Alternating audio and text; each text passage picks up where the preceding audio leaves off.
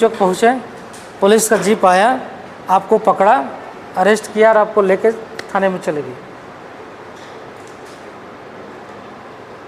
लेके चली गई, क्या करेंगे आप?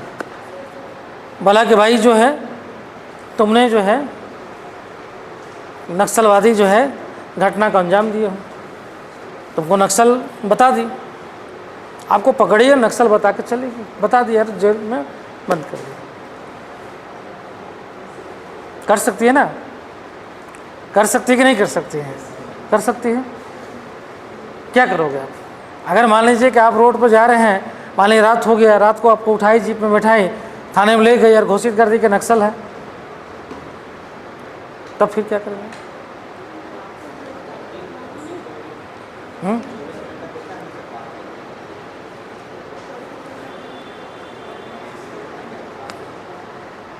किससे बात कीजिएगा? घर वाला से बात करके क्या कीजिए? घर वाला को भी घोषित कर देगा।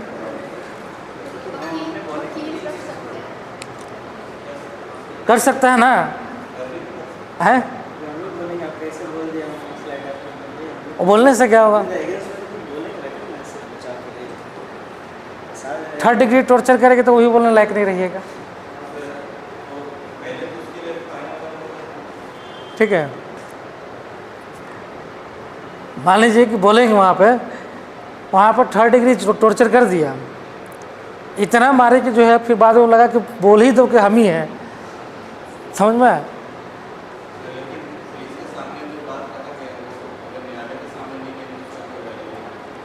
ठीक है,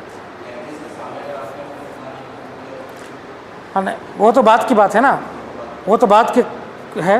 लेकिन शुरुआत में मान लीजिए आपको अरेस्ट करके ले गए थाना में, थर्ड डिग्री दी, खूब डंडा से रात भर मारी, आपको बर्फ को स्लिप लेटा दी, मतलब इतना टॉर्चर आपको किया गया कि सुबह होते होते आप हाथ जोड़ ले कि सर हम नक्सल हैं, हमको छोड़ दीजिए, हमको भेज दीजिए जेल में। फिर ना बाद में आपको कोर्ट में पेश करेगी तो आप जैसे बोले कि हम नक्सल हैं।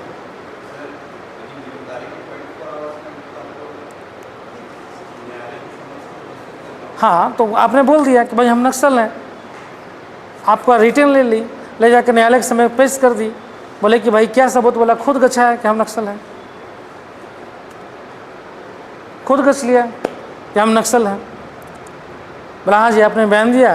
बोला हाँ सर हमने दिया है। भाई इसका रिकॉर्डिंग देखिए, वीडियो रिकॉर्डिंग है, इसका साइन है। हो गया सजा आपको? नहीं होगा? नहीं होगा। लेकिन अंग्रेज़ों के ज़माने में ऐसे ही होता था, समझ में?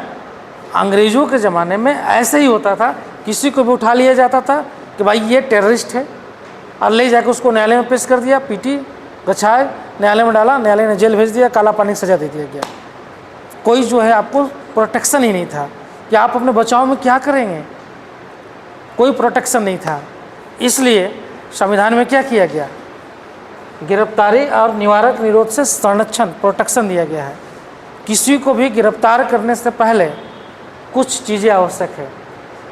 पुलिस आपको गिरफ्तार तभी कर सकती है जब पुलिस के पास वारंट हो, और वारंट जो है मजिस्ट्रेट, जो डिस्ट्रिक्ट मजिस्ट्रेट होता है वो जारी करता है।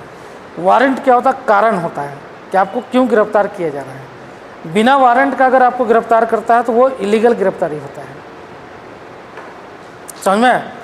अगर बिना वारंट का अगर आपको पुलिस गिरफ्तार कर लेती है तो वो इलीगल गिरफ्तारी है, वो गिरफ्तार नहीं कर सकती है, पहला चीज़। दूसरा, अगर गिरफ्तार करेगी तो आपको जो है वकील से बात करने का अधिकार है, समझ में?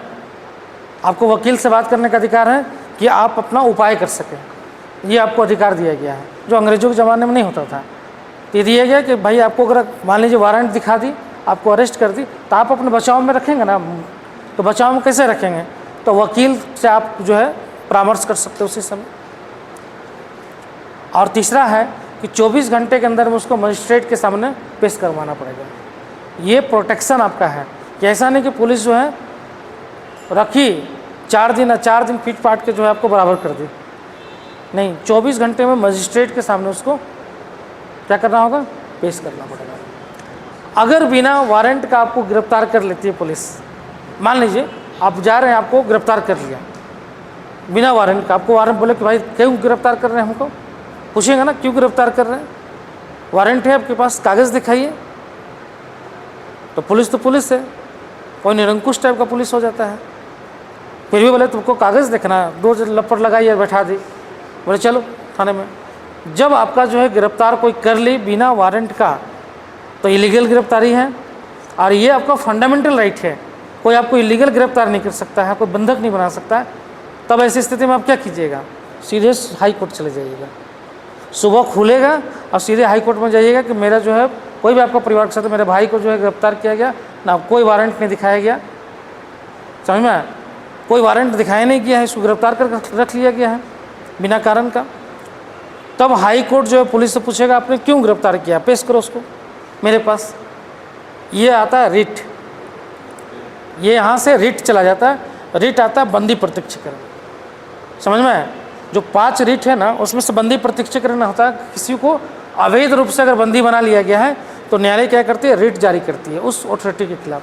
तो रिट जारी करेगी पुलिस को, जो पुलिस का जो हेड है सीधे बोलेगी डीजीपी को कि भाई आप जो है आपने जो है इस व्यक्ति को इस थाने में कल गिरफ्तार क्यों किया गया है, आप उसको पेश करवाइए।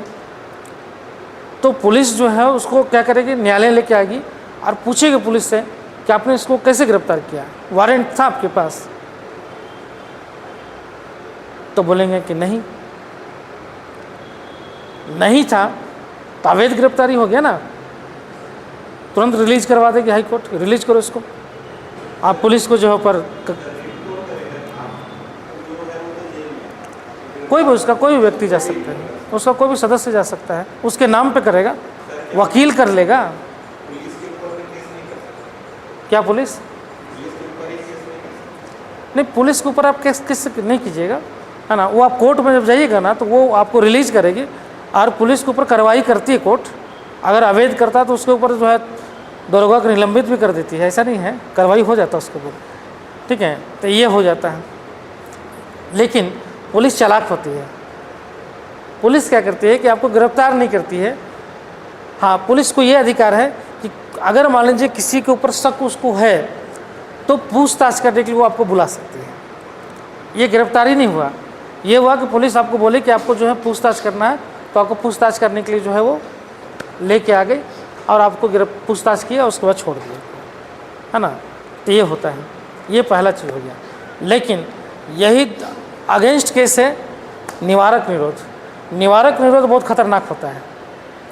ये होता है गिरफ्तारी कब, जब क्राइम हो जाता है उसके बाद। मान लीजिए चोरी हो गया, उसके बाद किसी को गिरफ्तारी, चोरी का आरोप में गिरफ्तार होंगे कि आपने चोरी किया है, आपका शक है, या मान लीजिए मर्डर हो गया है, कोई भी क्राइम घटित होने के बाद जो है ये गिरफ्तारी होता है, समझ में। निवारक निरोध क्या होता है, ये क्राइम होने के पहले की घटना है, मतलब क्राइम करने से रोकने के लिए जो है ये होता है। और ये सबसे खतरनाक होता है कि शक के आधार पर किसी भी व्यक्ति को गिरफ्तार किया जा सकता है, शक के आधार पे, ठीक है। तो ये वाला सबसे खतरनाक है। इसमें जो है अभी जो है नेशनल सिक्योरिटी एक्ट बना हुआ है, राष्ट्रीय सुरक्षा का आरोप।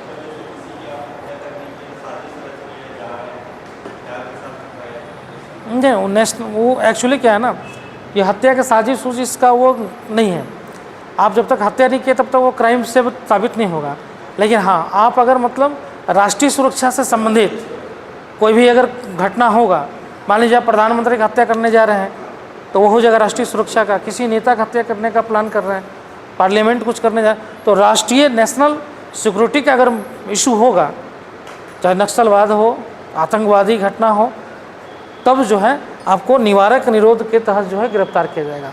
और इसमें जो है गिरफ्तारी जो होगा तो यकीन मानिए 3 महीना तक आप छूटेंगे नहीं, समझ में। अगर निवारक निरोध के तहत जो है गिरफ्तार अगर हो गए, ठीक है, शक के आधार पर, तो 3 महीने के बाद ही जो है 3 महीना तक पुलिस आपको कस्टडी में रख सकती है।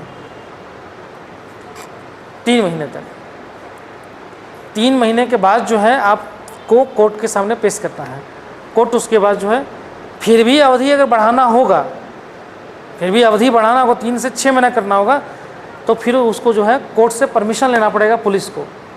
मतलब वहाँ एक एडवाइजरी बोर्ड होता है, उस बोर्ड में लगाएंगे कि हमको और इससे जानकारी लेना है तो इसका जो है एक्सटेंशन किया जाए।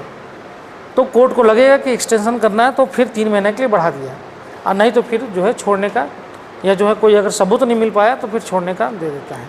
तो ये खतरनाक होता है। लेकिन इसमें भी कुछ संरक्षण आपको दिया गया है कि ये भी खतरनाक है, लेकिन अगर इसमें भी गिरफ्तार हो जाते तो 3 महीने के बाद आपको जो है जमानत लेने का, ये नहीं कि अनंत काल के लिए रख ले, तो 3 महीना तक है।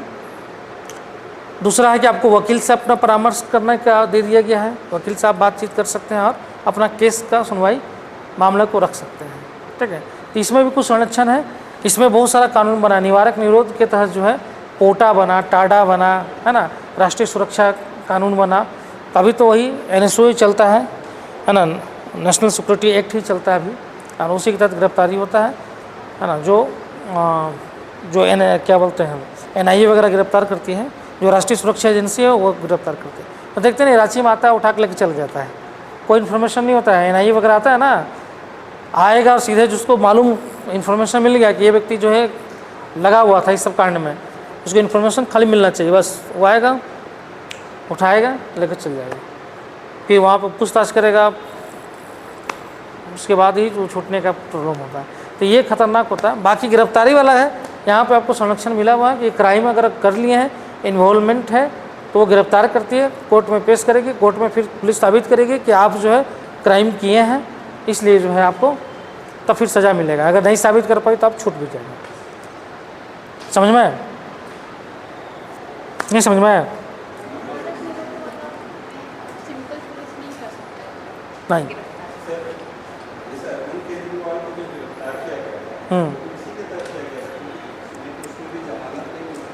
हाँ, वो PMLA कानून के तहत किया गया था, PMLA कानून, है ना, जिसको बोलते हैं ना PMLA कानून, जिसको बोलते हैं ना कि मतलब जो है उसका क्या बोलते हैं हिंदी में, जो अवैध रूप से जो बाहर से हवाला का पैसा वैसा नहीं आता है, उस टाइप का कानून बना हुआ है PMLA कानून, है ना। लॉन्ड्रिंग वाला जो है केसेस जो होता है तो उसमें जल्दी जमानत नहीं मिलता है, समझे। तो जमानत नहीं दिया जाता ना, ताकि ये भी एक तरह से क्या है कि आप जो है कहाँ से पैसा जो है ला रहे हैं, मनी लॉन्ड्रिंग कर रहे हैं, है ना, तो वो बहुत ख़तरनाक होता है। एक बार में चलेगा, ईडी जो है मनी लॉन्ड्रिंग वाला सारा केस तो वही देखती है, ईडी ही देखती है, और उस केसेस में जल्दी जमानत नहीं मिलता। कड़ा बना दिया ना 2021-22 में, जो उसमें और क्लाउज जोड़ दिया गया है, मतलब अगर एक बार चले गए तो फिर निकलना मुश्किल हो जाता है, जमानत मिलना मुश्किल हो जाता है। उसके लिए बहुत तर्क डालना पड़ेगा, आर्गूमेंट आपको देना पड़ेगा, तब जाके मिलता है। वो सिंपल वकील का हैसियत नहीं कि वो आप जमानत ले लेगा। ये तो अरविंद केजरीवाल को जमानत मिल गया इसलिए क्योंकि अभिषेक मनु सिंघवी जो जैसा वकील जो है वो अपना जो है तर्क दिया, और तर्क देकर 20 दिन का जमानत ले लिया। सिंपल वकील निकाल ही नहीं सकेगा जमानत, उसका आर्गूमेंट इतना मजबूत होना चाहिए ना जमानत के लिए, ना तो कोर्ट मानता ही नहीं है। इसमें ईडी विरोध कर देता है। अभी हेमंत सोरेन का भी केस गया हुआ है, 17 तारीख को शायद सुनवाई उसका है, 17-20 को, तो कपिल सिब्बल केस लड़ रहे हैं हेमंत सोरेन का।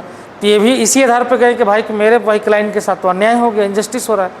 कोर्ट का भी जो है छुट्टी होने वाला था गर्मी का, शायद 17 के बाद छुट्टी हो जाएगा 20 से। बोला कि भाई, तो बोला कि ठीक है आप गर्मी छुट्टी के बाद केस हम आप कर लेंगे। बोला कि तब तक तो मेरा क्या फ़ायदा होगा, आपने जो जिस बेस पे जो है जमानत दिया है अरविंद केजरीवाल को, तो उस आधार पर तो भाई चुनाव प्रचार कर सकते, तो उसी हिसाब से तो हमारा भी नेता जो है चुनाव प्रचार करे, इसलिए जमानत दिया जाए उसको भी। तो 17 तारीख को डेट रख दिया है कि बोला अच्छा ठीक है, आर्गूमेंट इतना मजबूत दिया कि डेट रखना पड़ा। बोला ठीक है, 17 को ईडी को बोला है कि जो है आप नोटिस भेज दिया कि आप जवाब दाखिल किए, जमानत क्यों ना दें, और जो है दूसरा 20 तारीख को लास्ट हेयरिंग है, तो हो सकता है जमानत मिल जाए हेमंत सोरेन को भी 20 दिन, 1 जून तक, 2 इलेक्शन ख़त्म होने तक। तो ये तो स्थिति है। तो बहुत ये है ना, तो मिलता कहाँ है जमानत। पूजा सिंघल को गिरफ्तार किया गया, आज तक जमानत नहीं मिला है ईडी वाला में, आज तक जमानत नहीं मिला। कई बार लगाया गया, नहीं किया। मनीष सिसोदिया का आज तक जमानत नहीं मिला है। उससे पहले गिरफ्तार किया गया था सत्येंद्र जैन को, सबसे पहला गिरफ्तारी उसी का था मनी लॉन्ड्रिंग केस में, आज तक जमानत नहीं मिला है। कई बार वो अपना जो है स्वास्थ्य कारण इधर उधर बताया गया, लेकिन फिर भी जमानत कहाँ दिया, नहीं दिया गया। बहुत मजबूत केस होता है, ये सब केस में अगर फंस गए तो वो फंस गए। और मनी लॉन्ड्रिंग में जानते क्या होता है, आपको सोर्स बताना पड़ता है। देखिए इनकम टैक्स वाला में क्या है ना, अगर आपके पास पैसा है, सोर्स आपके पास है कि मतलब इस सोर्स से हमने पैसा कमाया, टैक्स चोरी कर लिया, तो इनकम टैक्स जो है आपको जेल नहीं भेजेगा। वो क्या करेगा, आपके ऊपर जुर्माना लगा देगा, 300% जुर्माना लगा के आपके पैसा जो है पैसा जब्त कर लेगा, जुर्माना लगाएगा, फिर वापस कर देगा वो। लेकिन वैसा पैसे का जो है, जो पैसा आपने कमा लिया है लेकिन उसका सोर्स नहीं है, तो मनी लॉन्ड्रिंग के तहत आ गया। समझ में? अब सोर्स बताना होगा ना, तो वो अवैध हो गया ना। कहाँ से पैसा कमाए, सोर्स बताइए। मालूम चला कि आप टैक्स जो है 5 लाख का नहीं भर रहे हैं, 5 करोड़ रुपये आपके पास है, ये 5 करोड़ आया कहाँ से? तो ईडी वाला वहाँ पहुँच जाता है जहाँ सोर्स नहीं होता, जहाँ पर मनी लॉन्ड्रिंग का होता है, अवैध लेन देन हो रहा है कहीं से।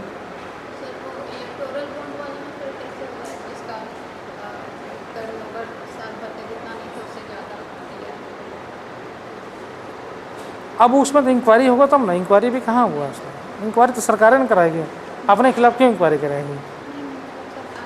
मान ली कोई दूसरा सरकार आएगा तो इंक्वायरी करवा देगी, ये है पक्का कि दूसरा सरकार अगर चेंज हो गई तो इंक्वायरी करवा देगी। अब वो है, हाँ, अब उस सोर्स अगर नहीं बता पाया तब तो मनी लॉन्ड्रिंग में आ जाएगा। हाँ, ये तो है भी मनी लॉन्ड्रिंग। अब बोला ही है कि उसके पास ईडी का पहले छापा पड़ा, उसके बाद जो है पैसा दिया है, तो बहुत सारा तो चल ही रहा केसेस, लेकिन चुनाव के कारण दब गया है। विपक्ष तो बोल रहा है इंक्वायरी कमेटी बैठाइए और जो है उसमें ये कीजिए, चेक कीजिए कि कैसे कैसे पैसा आया है, लेकिन इंक्वायरी कमेटी बैठेगा तब ना, कौन बैठाएगा, है ना। तो सुप्रीम कोर्ट को डाला तो है अभी पिटीशन की इंक्वायरी बैठाने के लिए, सुप्रीम कोर्ट के जो रिटायर्ड जज है उसके नेतृत्व में होना चाहिए। तो लेकिन ये है कि जो है इसमें जो है ये पक्का है कि अगर जो है गवर्नमेंट अगर चेंज हो गया तब फिर इंक्वायरी तो हो जाएगा जम के। अगर गवर्नमेंट चेंज नहीं होता है तो हो सकता है इंक्वायरी ना हो, तो इंक्वायरी बैठे भी तो उस तरह का रिजल्ट ना निकल पाए, तो डिपेंड करता है। इसलिए बोला गया, इसलिए तो बोला जा रहा है, विपक्ष बार बोल रहा है कि अगर जो है इस बार जो है क्यों घबराए हुए हैं मोदी जी, क्योंकि है कि सरकार कहीं अगर बदल गया तो जो है ये फंस गए, क्योंकि जो है उसमें तो आ गया है। अभी तो देख रहे हैं इन लोग जो है दिखा भी रहा है विपक्ष वाला कि देखिए अभी जो है माहौल लग रहा है कि सरकार बदलने वाला है।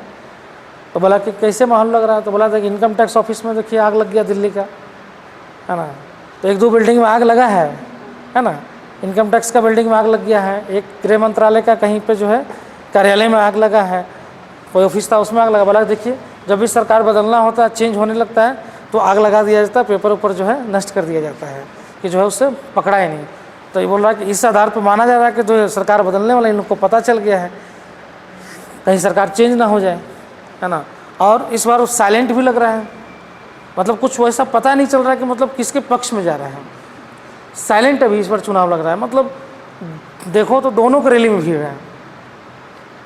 है ना, मतलब विपक्ष का भी रैली में खूब भीड़ है, इधर भी भीड़ है, विपक्ष का भी जो है तगड़ा जो है चल रहा है, इधर भी तगड़ा चल रहा है, तो साइलेंट चल रहा है अभी वोटिंग, कि वोटिंग किसके पक्ष में जा रहा है। अच्छा, वोट परसेंटेज भी कम हो गया है, सबसे बड़ी बात है कि वोट परसेंटेज 10% कम हो रहा है, 8-10% कम हो रहा है, तो किसका वोटर जो है निकल ही नहीं रहा है वोटिंग करने के लिए। वैसा वोटर है जो बीजेपी को वोट दिया वो नहीं निकल रहा है, या फिर वैसा वोटर जो विपक्ष को दिया वो नहीं निकल रहा है। तो ये अभी आकलन ही नहीं हो पा रहा है। न्यूज़ वाला तो अपने हिसाब से आकलन करते रहता है, उनका थोड़े है, ठीक है, न्यूज़ वाला अपने हिसाब से आकलन कर रहा है। तो अब ये डिपेंड कर रहा है कि भाई ये साइलेंट वोटर कहाँ जा रहा है, मतलब किसको दे रहा है। तो ये दोनों तरफ से टेंशन है, इसलिए दोनों तरफ से जोड़ लगाया जा रहा है, समझ में आया, दोनों तरफ से जोड़ है। तो चुनाव में जो है टेंशन तो चल ही रहा है अभी पूरा जम के ना, कौन जीतेगा कौन हारेगा, है ना। अभी तो 4 चरण का 4 हुआ ना, 4 हो गया ना, अभी 20 को है ना, अभी तो एक 20 को भी तो चुनाव है, 20 को 25 को 3 अभी यार बचा हुआ, 7 चरण में है ना, 7 चरण में 4 हो गया, 3 बचा हुआ है, तो 20, 25 और एक और होगा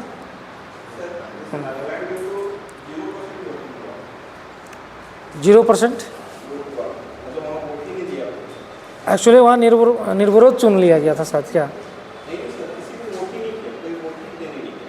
अच्छा, कोई वोट नहीं दिया है, एक भी नहीं है? ऐसा कैसे होगा? जो कैंडिडेट खड़ा वो तो वोट किया होगा,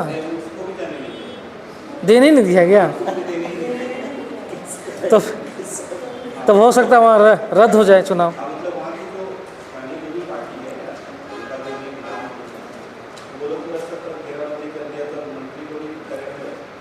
अच्छा, उसको भी वोट नहीं देने दिया।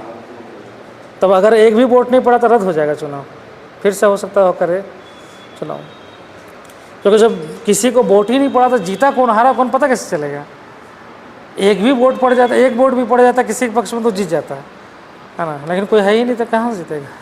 ये तो गजब का है कि मतलब जो है किसी को वोट देने ही नहीं दिया, जो कैंडिडेट है उसको भी नहीं देने दिया जा रहा वोट। तो भाई कम से कम खड़ा हो कि हम भी वोट दे दें। नहीं तो अभी आ रहा, अभी तो बहुत जगह से निर्विरोध जो है चुनने वाला जो है बहुत सारा भी है।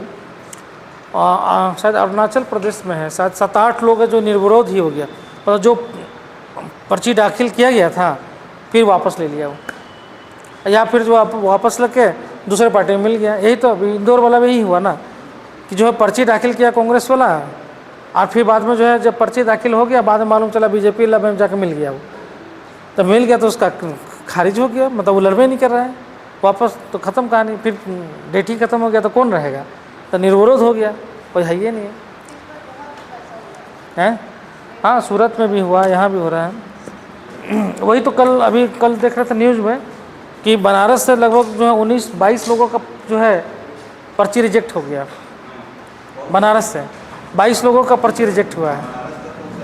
हाँ, और उसका भी रिजेक्ट कर दिया था, उसको तो पहले भरने ही नहीं दिया जा रहा था, तो समझ रहे हैं?